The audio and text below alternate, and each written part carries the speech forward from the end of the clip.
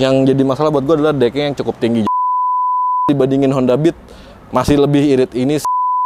0 sampai 100% itu sekitar 7 jam 20 menitan.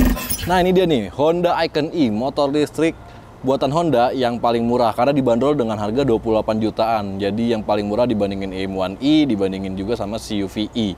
Nah dengan harga 28 jutaan, kira-kira apa sih yang ditawarin sama Icon E ini? Apakah dia lebih di bawahnya speknya itu dari AIM-1E? Yuk kita bahas satu-satu.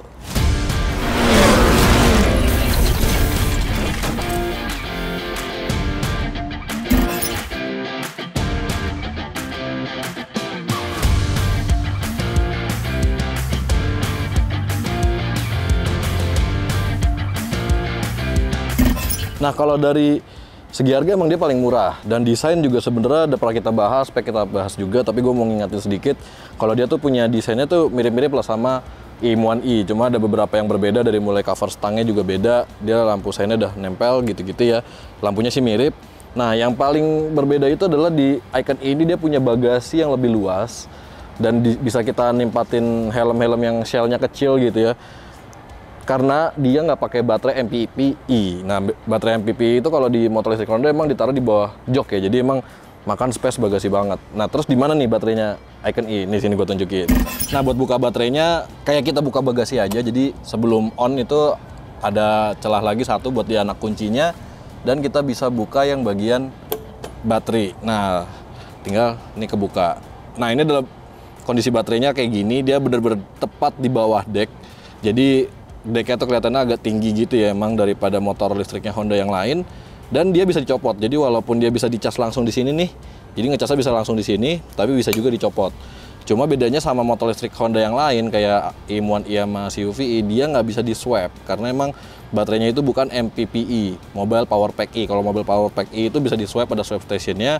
Kalau dia nggak ada swap stationnya, jadi Honda ngasih ini bisa dilepas buat memudahkan lo, misalnya lo rumahnya nggak ada colokan di garasi gitu-gitu ya, lo bisa ngecas di dalam rumah dengan tinggal cabut aja soketnya ini, terus lo angkat. Nah ini baterainya lumayan berat juga nih. Nah ini kondisi baterainya kayak gini, dan di bawahnya nggak ada konektor, jadi konektornya emang cuma dari yang di atas tadi. Aduh berat banget. Nah sebelum kita cobain, kita coba duduk di atas Honda Icon E. Nah dia sih cukup pendek ya joknya, jadi bisa dilihat gue tingginya 170 cm kurang lebih, masih bisa menepak dengan sempurna kanan dan kiri. Dan yang jadi masalah buat gue adalah decknya yang cukup tinggi, jadi kalau gue duduk tuh kayak agak jongkok gitu, kayak posisi jok tuh lebih rendah daripada dengkul gue nih, jadi kayak jongkok lah ya. Dan kalau belok setang juga mentok, kalau beloknya patah banget. Dan kalau kelihatan joknya itu kecil banget, dia kayak gue pakai tas aja abis gitu joknya di belakang, cuma buat boncengan sih masih bisa. Dan menariknya decknya itu jadi rasanya luas banget, bener-bener gue naruh galon aja satu, dia sisanya masih banyak gitu buat kaki lo bisa napak. Nah sekarang yuk kita cobain di jalan raya.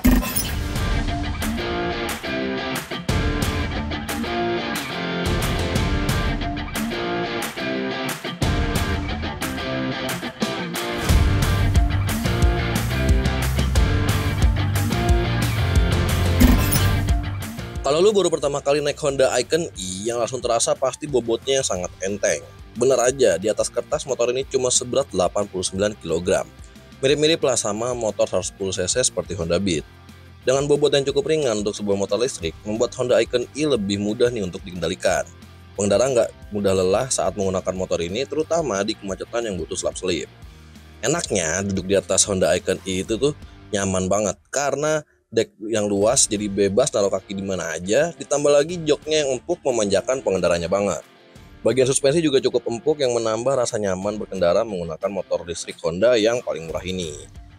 Nah sekarang kita bahas performanya. Dengan bekal motor listrik in-wheel brushless motor bertenaga 1,81 kW di 618 rpm dan torsi 85 Nm di 110 rpm, sebenarnya motor ini punya tarikan yang lumayan kuat di putaran bawah.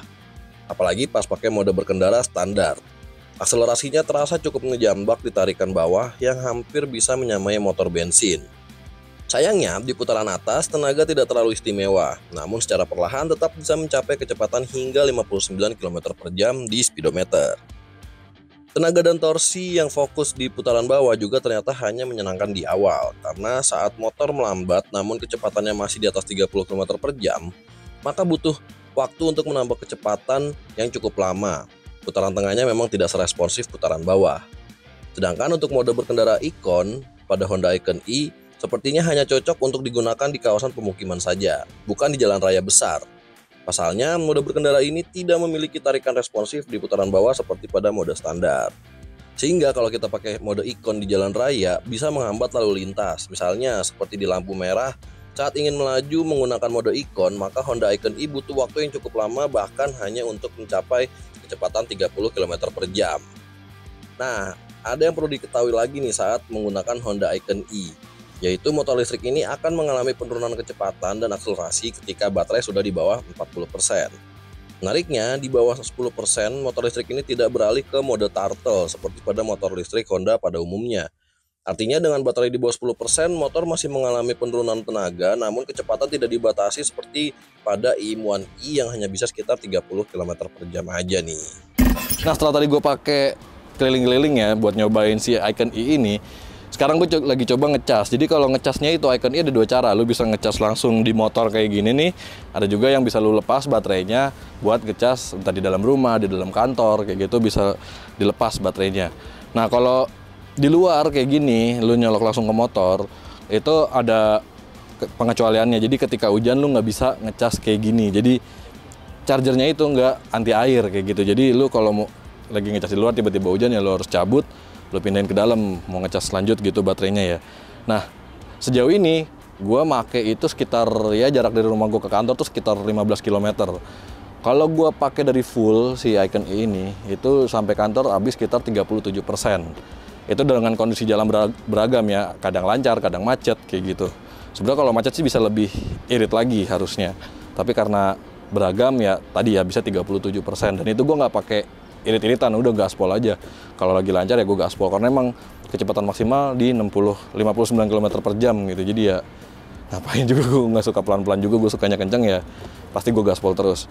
Nah, dengan 37% artinya kan hampir 50% ya, dan gue bolak-balik berarti butuh sekitar 74%, yang mana ya lu pulang, lu dari rumah full ke kantor, pulang lagi lu harus ngecas di rumah. Jadi nggak bisa kayak waktu itu kita review Maka ya, yang bisa sampai 4 hari gitu baru ngecas lagi, 2 hari baru ngecas lagi kayak gitu. Nggak bisa kayak gitu, ini sehari harus langsung ngecas, karena emang dia jarak tempuhnya pendek banget, cuma 53 km kalau berdasarkan klaimnya Honda, tapi kalau aktualnya sih ya nggak sampai segitu. Nah, kira-kira berapa sih biaya yang harus dikeluarin kalau lu ngecas si Icon E ini? Nah, sayangnya beda sama mobil listrik. Kalau mobil listrik kan lu bisa pakai PLN Mobile, lu bisa ngelihat lu sejauh ini ngecas berapa, habis berapa, lu pakai berapa kilo, lu habis berapa ngecasnya, itu lu bisa lihat. Nah, kalau motor listrik di SPLU ya, mereka pakai SPLU ngecasnya. Kalau di punyanya PLN itu gue berkali-kali nyoba nggak bekerja cuy, yang di Jati Bening ya itu nggak bekerja. Jadi gue nggak bisa tahu gue habis berapa di PLN Mobile. Cuma yang bisa gue kasih tahu adalah dia baterainya kapasitasnya itu 1,8 kWh.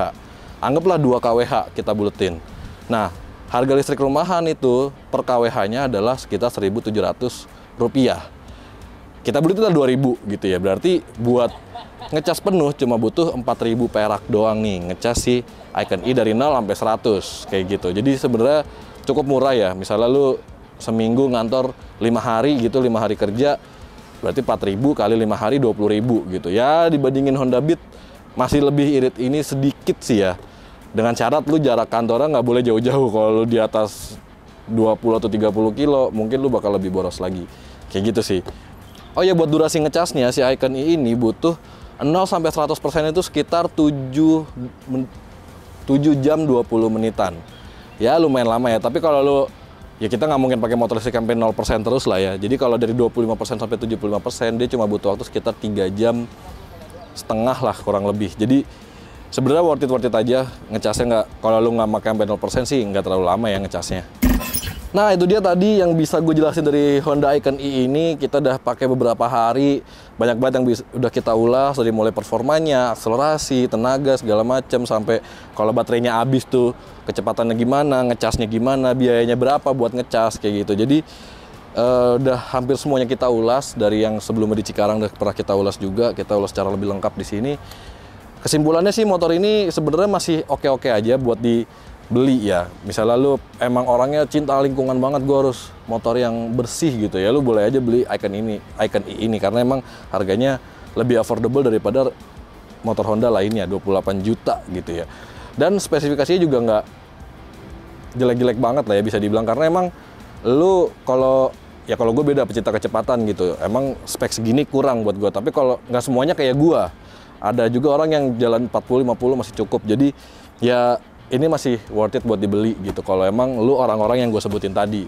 Tapi kalau lu bukan orang-orang yang gue sebutin tadi, 28 juta, ya lu bisa beli Vario 160 sih sebenarnya kayak gitu.